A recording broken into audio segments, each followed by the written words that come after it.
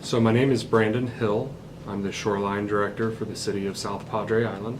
The city is a small coastal town, about 5,000 year-round residents, but we surge with visitors during spring break and the summer months, where we have up to hundreds of thousands of folks coming on. We usually see about 5 million visitors annually that come to the island, and we depend on our beach and our bay to continue that tourism draw here. It's our only means of economic driver. When it comes to shoreline management of any community, I think the challenge is balance. You have to balance the natural conservation of our ecology. You have to balance access for the public and for the residents. You have to balance the tourism and the fact that people want to come to the beach to enjoy it, but you also want to make sure that when they come, they enjoy it responsibly. And so ensuring that we maintain that balance the best that we can is an ongoing effort that the Shoreline Department undertakes. Yeah, I would say that each section of the island comes with its own unique flavor. The Gulf side of the island is a tourism mecca where folks flock from all around the world to enjoy the beautiful Gulf of Mexico waters. You know, they surf, they kiteboard, they partake in paddle boarding, they build sandcastles. There's all sorts of things that go on the beach side, whereas our bay is incredibly unique as well because we have one of 6 hypersaline lagoons in the world located on our bay side. The Laguna Madre is incredibly unique. And with that, it brings phenomenal sport fishing, paddleboarding opportunities. We're ranked in the top 10 globally for windsurfing and paddleboarding, all sorts of silent water sports.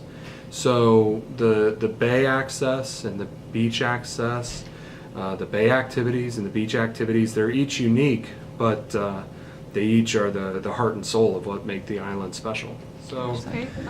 We are a barrier island, which means that naturally we're going to undergo what's known as island rollover, where it's Mother Nature's plan that a barrier island is just basically a big sandbar that's going to be moved landward and upward eventually.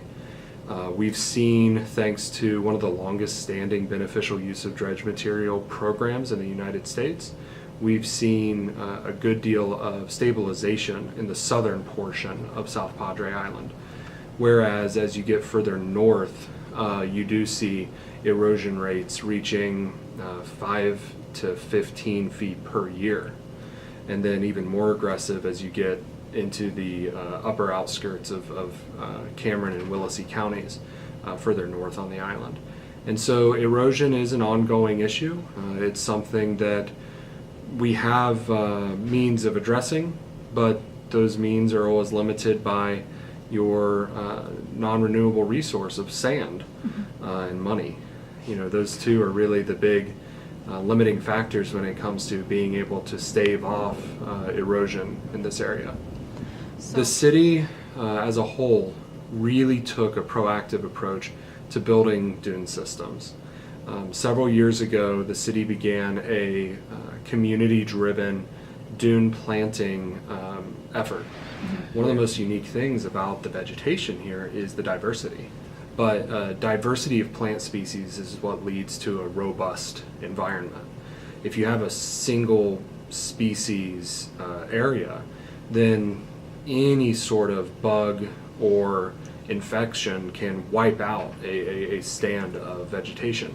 Whereas if you have a very multi-species environment, what you have is a much more robust ecology that allows for not only a more diverse plant species, but also a more diverse animal species to enjoy those plants.